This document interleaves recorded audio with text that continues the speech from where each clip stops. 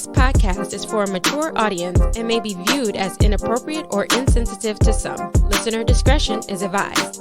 The intention is to share conversation of like and unlike-minded individuals as they try to be the best them they can be in a life full of challenges, searching for love, acceptance, and positivity. Call 669-241-1422 and share yourself or catch up with Sweet Baby J for an anonymous face-to-face interview. Feel free to call in with questions, stories, thoughts, or anything you would love to talk about and share. Nothing is off the table when talking sweet with Sweet Baby J at 669-241-1422. Ladies and gents and ladies, once again, you are here talking sweet with Sweet Baby J. As always, it's a no face, no case scenario, and we get the opportunity to listen to a person's journey. And today we have a beautiful young lady on the phone that's going to talk to us about some things.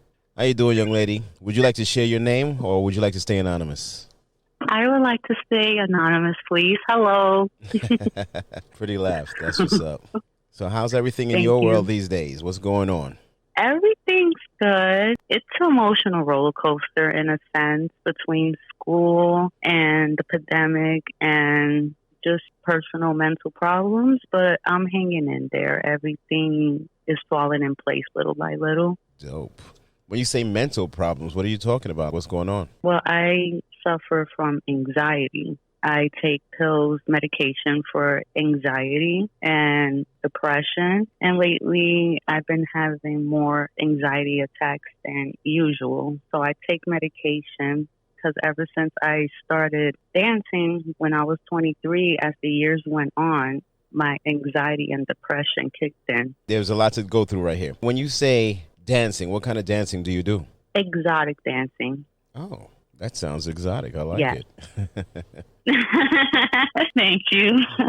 What kind of depression or anxiety started when you started dancing? It didn't happen right away. I would say it happened as the years went on while I was still dancing. I had a bit of a drug problem when I first started. It wasn't like I never experimented with drugs before that. It was just never an addiction. But when I started dancing, I went back to an old habit, which was cocaine. That mixed with liquor, it was to a point where I was only sober maybe 1 or 2 days out of the week. Jeez. And it was that bad. I was making money, but at the same time, it was all just going up my nose. When I finally decided to slow down, then the slowing down came to stopping cold turkey. Probably when I first slowed down, that's when the depression and anxiety kicked in. I guess my body was just detoxing from all those that hardcore drugs, with the liquor, the cigarettes, the binging, the 3-4 day binges. And it was really a depressing time in my life. I guess at first I was doing all that just to get me through the night of dancing. But after a while, it became a very expensive addiction habit. I've heard that a lot of dancers have used drugs in order to just get through the night, in order to get on stage and, I guess, be cold to the world and do what you're doing. Was that the case for you? You can actually say that. At first, it was for me to get awake, have some adrenaline pumping, whatever, get through the night. But after a while, I wasn't getting it for that anymore. After a while, sometimes I would be the first girl in the club. Like when I would be the first girl in the club, before the club opened, I would hit up my guy. Hey, I need this, I need that, the coke or whatever. And it was just to a point where it got really bad. I was going in random guys' cars, not doing anything sexual for the coke, but just taking bombs, doing lines, like chasing that first high. To answer your question, you are right. Some girls do cocaine. Some of them do something else. For me, not to feel, but just to get through it. After a while, it controls you. You don't control it no more. What was the first drug that you experimented with, and how long did that excel to cocaine? I don't think we could consider weed a drug now in this day and age, but Yeah, that's breakfast for some people. You're talking to one. But the first drug I ever experimented with was cocaine. Okay. And when I did, it was for my 20th birthday. I'm 31 right now. My 20th birthday, I tried it with an ex-boyfriend I was going out with. And we would do it like once a week or once every 2 weeks. So it wasn't something where it was every day. And then after that, I didn't start dancing until I was 23. So after I had that on my 20th birthday, for my 21st birthday, I had tried angel dust. And I tried it once. That was it. That was really trippy. But the cocaine, I wasn't addicted to it when I first did it. Now, fast forward to 23 years old, I just went to audition. Some girl told me that she had. I saw it. And just like that, 2-3 years sober went down the drain. The first day I went back to dancing. First time was that angel dust was what you tried at 23? No, on my 21st birthday. 21st. Angel dust. Is that still a thing these days? Angel dust? It's out there, especially it's heavy in California. I heard the hoods. Yeah. That's what I heard. Yeah, I didn't know that was still a thing, but apparently it is. You were sober for 3 years. Then, as soon as you got back into dancing, it was just blown. You went right back to it. Yeah, that was my first time dancing. And at 23, I was dating this Korean guy, and he was wonderful. And I was getting, not desperate. My anxiety and depression wasn't as heavy at that moment. So the only thing that was making me anxious was not working, because I had my 9-to-5 job in Wall Street. They was laying off people. So when I went back to dancing, that very first day, I remember the girl. I mean, I won't say her name, but I remember the girl. I remember what she was wearing. She was way older than me. But I went to the bathroom with her because, that's what females do. Go to the bathroom with each other. And then she pulled out a bag of cocaine, and that's it. It just, after that, it went on downhill after that for a while. About how much money you used to use on cocaine, let's say in a week? Oof. I'm trying to figure. I think probably, because I know some people who would spend like $500 a day on it. But for me, the week or whatever, like in a whole week's process, I think I was like doing like over $600-700 worth of it. And you knew other dancers that would go through $500 a day? Yeah, sometimes even more. How much? Yeah, absolutely. How much do dancers make? How much money were you making as a dancer? To be honest, that's always an interesting question. Depends on a lot of things. Location, every guy that goes in the strip club, everybody has a certain type. Everybody's looking for a different type. But for me, I used to make a few hundred during the daytime because I was more of a daytime girl, like 12 to 6, 12 to 8. Nighttime when it gets ratchet or whatever, I could do it. Yeah, I could do it. And I have, but it's not really, as the years went on, it's not really my scene anymore. So I will make a few hundreds a day. And some girls, they make more than me. But my whole point was never focus on anybody's bag but mine. So I made more than decent, great money. Some days were slow. Some days were extra slow. Some days were good. It's just like a coin toss with a strip club. What did you ever think about the guys the guys that came to the strip club? Did you ever see them as like these desperate dudes, or were you like, hey, they just fill in a bag? Like, what was your views on the men that came to strip clubs, even though they were providing funds for you? But how did you view them? I never judged the customers. I never did, because who am I to judge? You know what I mean? Like, for me, I was never the judgmental type. Yeah, you got your customers that are obnoxious and disrespectful, weird, but for the most part, the guy that will walk in the strip clubs that I worked in, I don't judge. They're there to blow off some steam. They're there to get away from whatever it is they're getting away, have a drink, look at some girls, see the game. So to answer your question, I never judged the men that will come in there. And a lot of women come there as well, right? I wouldn't say a lot, but from time to time, you got your couple that will go in there, or a group of females that will go in there. Yeah, once in a while. It wasn't uncommon for a female customer to be in there. I hear a lot of couples or females say that they have been to strip clubs with guys, or with their boyfriends or husbands, and how much they've liked that. One thing that I know is that strip clubs often have some really good food. Yeah, some of them, not all of them. yeah, not all that. I've actually known of people that would turn a gas station close, or a mechanic shop at night, close it down, and that turned into a strip club. Have you ever worked in any place like that? No, I have not. No. It gets wild real quick. Not a good thing. I've been once, and I was like, ooh, this is not my scene. Oh, you're just telling me that, and I don't like the way it sounds. I wouldn't recommend it. With COVID taking over, so how did you, I can only imagine, or did the strip clubs close down? How did you get your funds once COVID hit? Well, when COVID hit, the strip clubs, yeah, they definitely closed down. And I'm the type of girl that I've danced in a lot of clubs. I won't say the names, but at the moment, before the COVID hit, I was working in Jersey. I was dancing in Jersey. And they shut everything down there, Jersey, like maybe a week or week and a half after the fact of COVID. So with nothing open, strip clubs in New York and New Jersey, and I used to dance in Connecticut a long time ago, I had to take my business online, which is where Onlyfans comes in, the Onlyfans.com. And it's really good. I make good, decent money when I'm keeping my page active. Well, now that I'm in school, I'm not keeping it that active.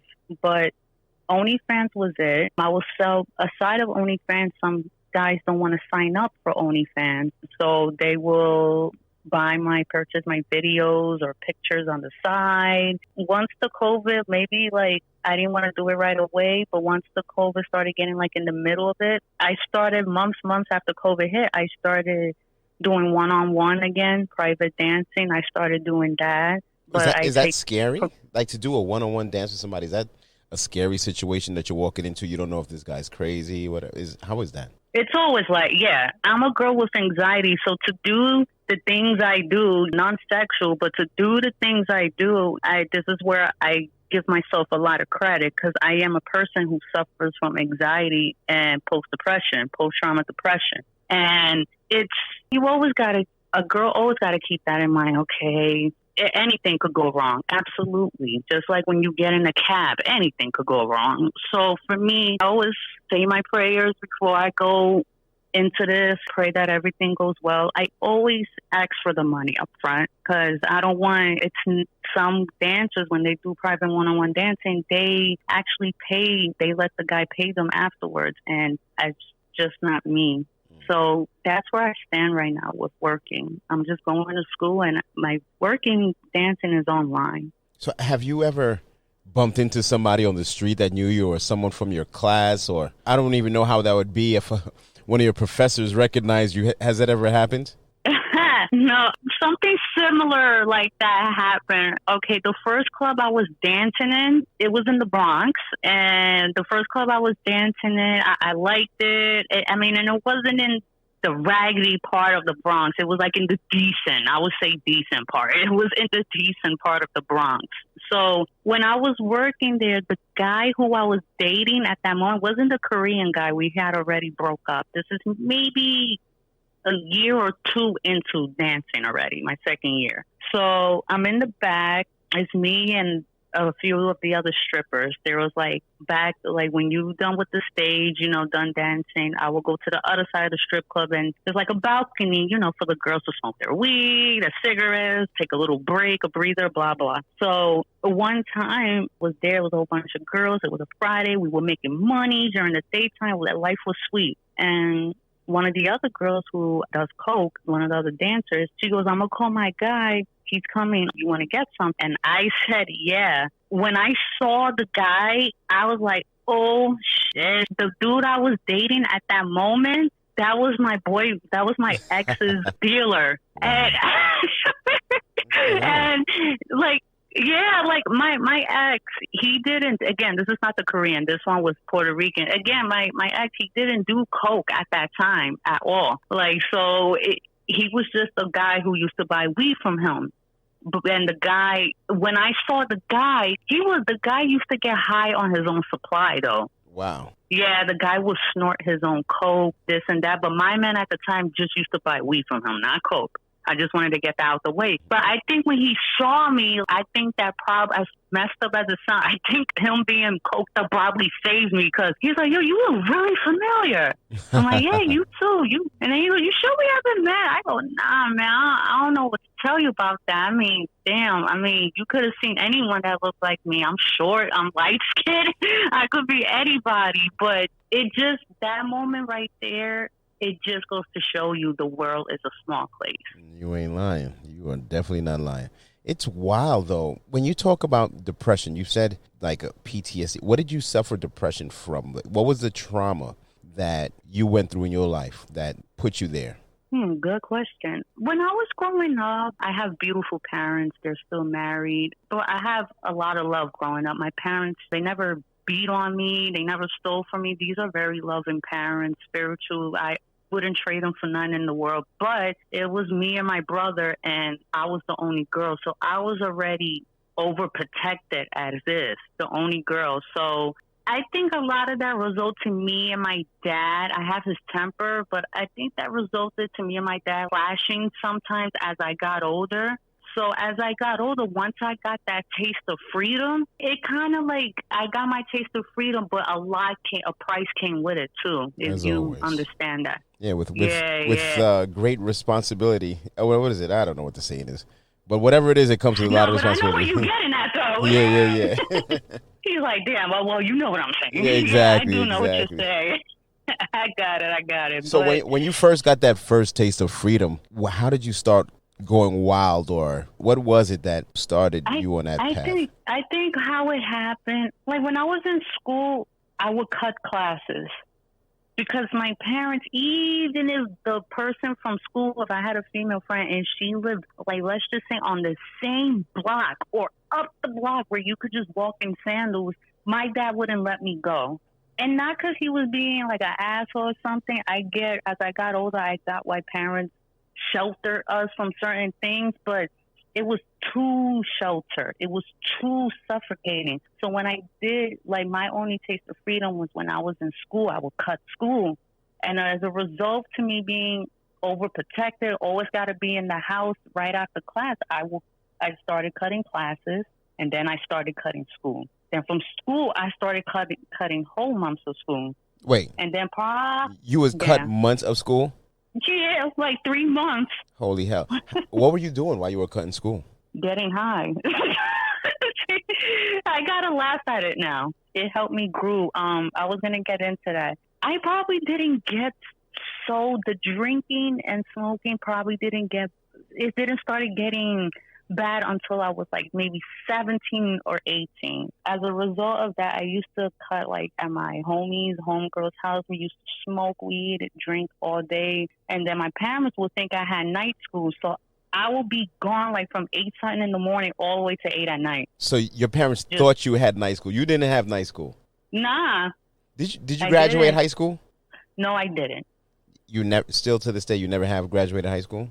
No, I took my GED a lot of times, and I passed everything but the math. And there's days where I should get back on that, but right now I'm taking my animal veterinarian assistant courses, so I just want to focus on one thing at a time. You can do that without having your GED, at least? Yeah, that's how I got in. Wow. I had to take a test first because you don't got your GED or diploma. You know, we got more options nowadays than when we were growing up. They told me to take a test, I guess, just to see where my math and reading level is at. And that's it. And I got into my classes, thank God. One thing, you said you'd never really pass the math, but you know how to count that money, right? Oh, hell yeah. You already know. Do that with my eyes closed. Like, I could count the ones, fives, tens, 20s, quarters, nickels, dimes. Well, we tossed those. Word, I know what's a $50 bill, what's a $100 bill. I'm good. I ain't mad at you. I got to ask this. At what age did you start having sexual relations with guys or boys? Oh, that's no problem. You can ask me whatever. I was 14. At 14? Yeah, 14 years old. Do you think yes. That's what also caused you to cut? And was that what you were also doing while you were cutting and drinking and all that and smoking? I would have denied that before, but that was part of it. Now that you mentioned it, yeah. That was one of the reasons. So you was really, and you feel that the constraints that your parents placed on you really made you... What do you mean? Like the fact that your parents were so strict that you really, did that gravitate you more to that life because it was like, Yeah, I get what you mean. To answer your question, yeah. And my mom wasn't the strict. It was my dad. It was really my dad, and he was strict out of love. None of this abusive Joe Jackson bullshit. Yeah, no, I want to get this out the way. Yeah. My father's a great man. He's a great provider, never ran out on his kids, never cheated on his mom, never beat on his kids. No. My dad's just an old-fashioned, straight Puerto Rican dad. How do you feel now knowing his intentions and how much you resisted his intentions? How does that make you feel? This kind of I told you so thing. Like, he used to tell me, don't be in a rush to grow up. Enjoy your years. And I see why certain stuff he kept me sheltered from. But I always said I just needed a little bit of taste of freedom. And there was a lot of times he wouldn't allow that because he did it out of love, not out of jealousy that I'm having fun out there. But a lot of the time when strict parents sometimes create sneaky children. My dad didn't realize that. So as a result of that, when I went to school, that was the only freedom I had. And it wasn't like I was stupid or anything. All my teachers said I was smart. They always used to give my parents compliments. But my only problem is I just didn't go to class. What was your report card looking like if he was never in class? What report card? What was your report card looking like? It must have been a whole bunch of empty spaces. Yeah, like absent. When I first started high school, it was all right at first. I was only failing 2 to 3 classes out of 8 or 9 classes, but then high school is a whole different ball game than junior high school, grade school. So once I thought when I was in junior high school, I was cutting already school. But then when I got into high school, it was just a different ball game. And I didn't start acting out. I wasn't a troubled child. It was just on and off. I think the cause of my dad being overly strict and too overprotective out of love resulted me to find my freedom somewhere else. Wow. Then you ended up actually finding your freedom into the cocaine, the sugar booger. Or what is it? What do they call it? Booger sugar? Booger sugar. Yeah, booger sugar. Oh, man. Do you still use that? No. How long has it been? Not at all. Over a year. Over a year. Do you feel better about life that you're not using it, or do you ever feel the need to go back and use it? No. The funny thing about cocaine, if I could just say this, the funny thing about it is when I used to do it at work, it was just that. But when I would be at home, if I visit my parents and I'm in their house or sleeping over, I'm in my roommate in the room, I didn't used to have the urge for it. It was only in the workplace. And forget it, you couldn't stop me. It was just that. Workplace hazard. My body feels better. What was the worst thing that happened? No, I said it was a workplace hazard. Oh, my God. I learned a lot of lessons from it, bad and good. What was the worst lesson? The worst lesson? As Kevin Hart once said, there is no such thing as a bad idea to a cokehead. I'm so serious. He said that in one of the stand-ups, and I could relate to that because when you're on coke, nothing seems like a bad idea. I think one of the bad things for me is that I let it, at first you control it, but then as it went on, the worst thing that ever happened to me on it was I let it control me. And that actually led to another trauma thing that actually led to me getting raped twice. After that, I kept using. I just didn't want to feel nothing. I used to drink a lot. Now I'm even lucky if I drink once a month. I just smoke weed, not cigarettes. So you were raped twice, different occasions? Yes. Was it in a workplace setting, or how does? Yeah, both. First, it was an older gentleman I was going out with. We were in an actual relationship, and I was coked up. He was coked up, and I didn't want it, but I was so scared or whatever that he was bigger than me. He was older than me. I don't know. At that moment, I didn't want to do it. I told him I tried to tell him I don't want to do it, but he forced himself on me. This was a guy I was in a relationship with, and then after that, years after that, there was this guy, and there was 2 guys and 1 girl. Fast forwarding it up to years later, and he used to do drugs, cocaine and Molly. I used to only hang with him because of the drugs, because I would get free drugs from him. And I think he had that plan for a while. I didn't see the red. I saw the red flags, but I was just so in my world hooked up that I didn't know. I think I just I looked past it. I would see a passed out girl all the time in his car. And I'm just thinking it's just because of the drugs. But he used to roofie these girls and rape them. This was his MO. This is something that he used to do? Yeah. And he did this to you? Yes. Yes, he did. Did you ever press charges on either one of these guys? No, I didn't. The second one, when I was dating a guy, and the second one, I didn't tell my man at the time what had happened. Because see, like me and my man at the time, we just a toxic relationship. I did dirt behind his back. He did dirt in the beginning. And so I didn't tell him in the beginning or whatever, but he found out because I think the hospital called his house and they wanted to tell me the results about my, how you girls take the rape kit.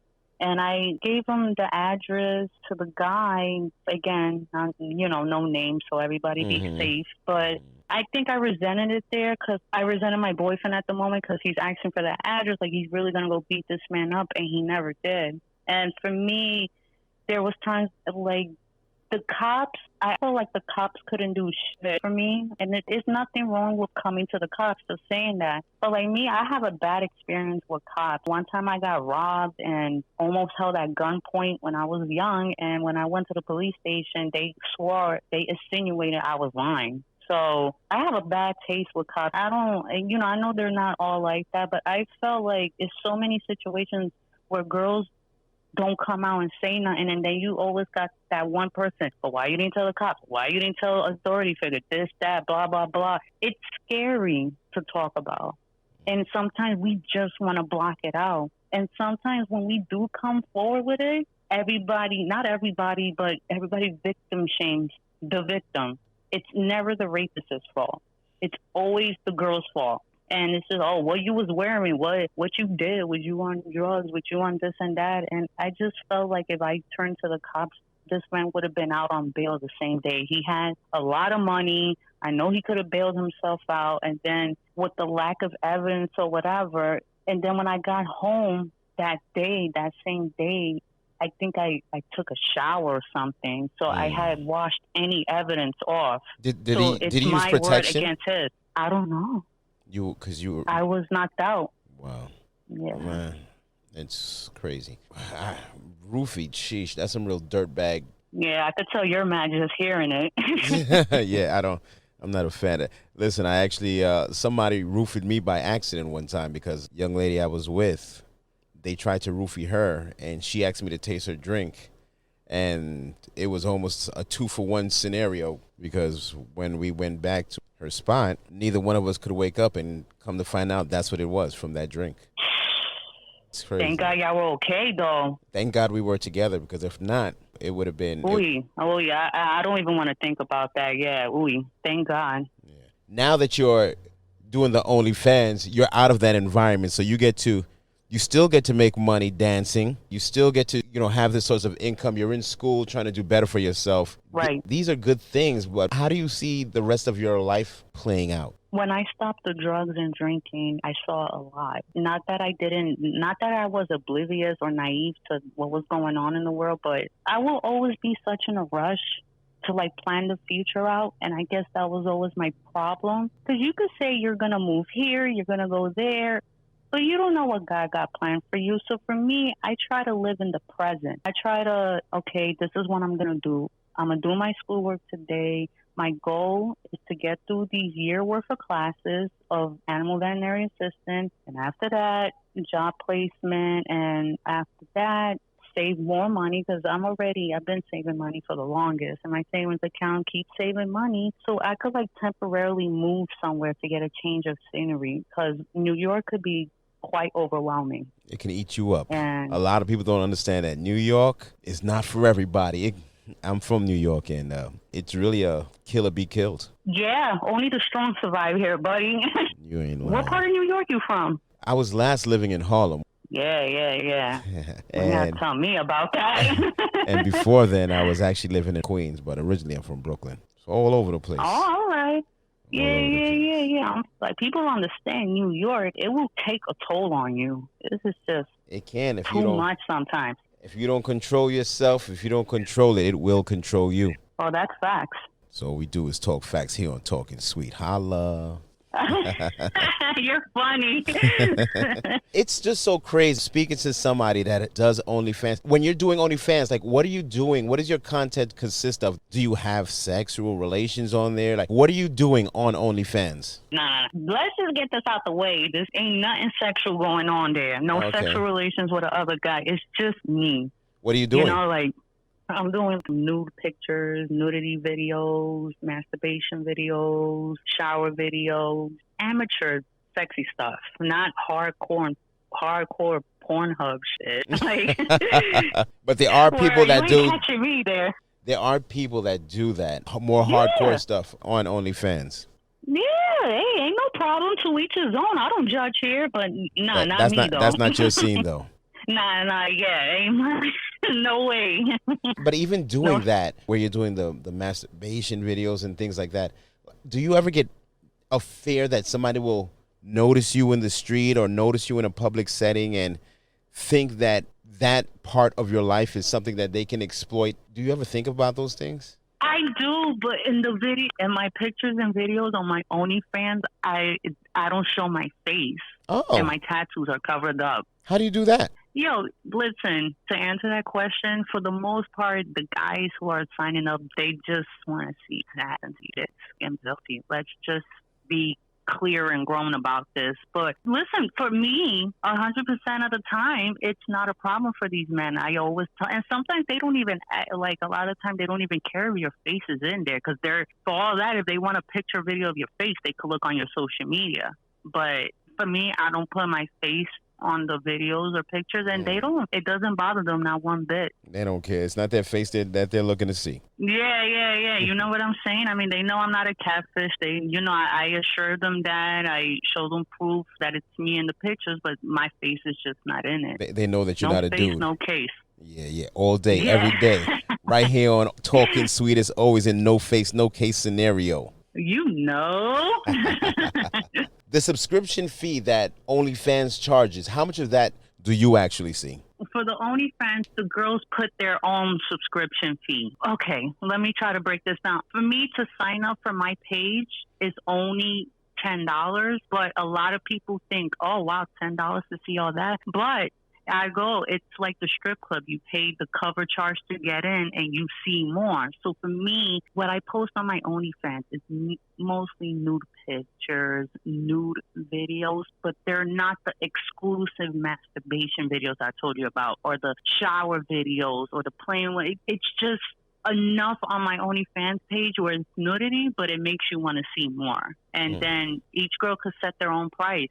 Oh, I want to sign to this girl Passion's page. Okay, what's her fee? How much I gotta pay to subscribe? $20, $15, $50. Some girls put $100, but when the girls that put $50 and $100, it's usually like those reality stars or porn stars, because they already got a big following. So of course you could put the price higher, but for me, I put $10, and then I don't give them everything, just enough on my page. I don't give them the juicy stuff, just like the nude pictures. Yeah, you give them the ice, not the juice. If you want the juice with the ice, you gotta buy the cup. That's right. Okay, I get it. How does a scene work in strip clubs? Like, because I think a lot of people think that all the money that the girls get, that's for them. How is that set up? Like, do you pay a cover charge to dance there, or you gave a percent? How does that work? All right. So in New York club, I worked in Connecticut, I've worked in New Jersey, and in New York. Manhattan clubs I stood away from, because, they do make money, but they take a crazy percentage off, because it's Manhattan. So everything is just, So I used not like dancing the hole in the walls, but I used to dance little low-key places that they were well known. Like, if you work the daytime as a stripper, you don't have to pay a house fee for the most part. But when it's after 8, you do got to pay if you're trying to stay there. The last club I was working in Jersey, I just had some clubs make you pay the DJ if there's a DJ there. So I only had to pay $15 to the DJ, and that's it. Now, if you're doing VIP rooms or lap dances, each strip club is different. No strip club is alike. So some places, they charge you just to walk in there and work no matter what time it is. And if you're doing a VIP or whatever, a little percentage goes to the house, which is the club. Every place is different. I would say the high-end gentlemen's club, we're talking about Hustlers, talking about Vegas or the Manhattan clubs. Those are like those high. Mm-hmm. Wow. I've heard songs about it. People think about it. There's really no sex in the VIP room, or is there? No sex in the champagne room? Oh, the champagne room. Yeah, the champagne room. I just remember because Chris Rock made a song like that a long time Exactly. ago. That's where I got it from. Does that actually happen in the champagne room, or is it to each their own? To each his own. I didn't do it, but I know girls who have. You're going in there doing a VIP. Listen, like I said, to each his own. It's not my place to say anything because I'm no one to judge. Yeah. But when the girls would do that, you got the guy paying for the VIP. The VIP is already anywhere between $100 and something, between $300 and something dollars, depending how long you're going to be in there. So the girls who do have sex for money in there, it's like, okay, they're already thinking, all right, I'm going to make $300, but I got to give this amount to the DJ and I got to give this amount to the manager. So right there, they're already like freaking out and they'll make double the money just having sex in the champagne room. And yeah, that's how it goes. Well, from what I understood, I just saw a briefing about it today that I believe in New York City, their sex industry, they're going to be taking away charging people with sex crimes, like I guess prostitution and things like that. But they're still going after the guys that do the Johns, I guess. How do you feel about that? Yeah. I mean, how do I feel about that? I haven't given too much thought into it, but for me, listen, I mean, prostitution alone itself, it's scary. I knew a lot of girls who did it, and obviously I can't control the law. Whatever has to be done is done, but I don't know what situations these prostitutes are in. Some of them got kids they need to feed. Some of them, that's all they know. Some of them are on the track. I wouldn't say I have an opinion about it, but it's must gonna suck for the prostitutes or the sex workers. I actually did an interview with a young lady that yeah, her daughter was caught in human trafficking. Very sad story. And her daughter actually ended up dying from that. But oh, God. I see a lot of people, females, walking the street. And from what I understand, that there's always a pimp nearby. Is that the same thing like with strip clubs? Do they have these girls go to strip clubs also and do this and do that? Is this like an endless cycle for some that you know about? For me, from personal observation, a lot of these girls that work in the strip clubs, they're freelancers. They can make the money on their own. A lot of them, you'd be surprised, don't even have pimps. So the ones on the street, I don't know about all that. That's something different. But for the most part, I mean, I would never get into strippers' business, but for the most part, from what they told me, because they were just so open with me in every club, a lot of what I seen, a lot of them, like 90% of them, I'm going to be honest, like about 80 to 90% of strippers don't have a pimp. They just do it themselves. They work for themselves. They freelance because they don't want to get beaten up by the pimp or they don't want to give money to him. So, yeah, I mean, I never actually witnessed a pimp come into the strip club and started causing a scene, but yeah. You've seen pimps come in there causing scenes? Nah, I never seen one. Went in there and caused a scene. Yeah, never. Have they walked in there? I'm sure, but I never knew who was a pimp and who wasn't. Wow, young lady, I just want to say thank you for giving me a look and sharing with the masses a look into the Onlyfans and the strip club scene. And I really hope that you get through these traumas that you've experienced in life. Have you went and gotten any kind of therapy? I actually, the medication, the meds I take every month is for exactly that, anxiety and depression, but I need to up it more, the dosage, because it's kind of getting a little worse. But I'm in the process of trying to find a therapist to talk to, because I'm not the type to, like, I'm a friendly person, but I'm a friendly loner, if that makes sense. So it's like I don't really talk. I don't really tell people my private stuff, but I don't know, a lot of people tell me I need a therapist just to, like, let out all this trauma out. I want to talk to. Listen, I'm no therapist, but if you ever need to talk and share a story, you can always reach out. Sweet Baby J's here for you. Sometimes. Thank you so much. Hey, sweetheart, sometimes you just talking about it is therapeutic, and just getting it off your chest, it helps. You're right. You're absolutely right. Thank you. I do appreciate it. Well, We appreciate you. Once again, you're here talking sweet with Sweet Baby J. We have this anonymous young lady full of energy and full of trauma. Keep the energy. Let's get rid of that trauma. Yay. You have a good one, young lady. You too. That's about it.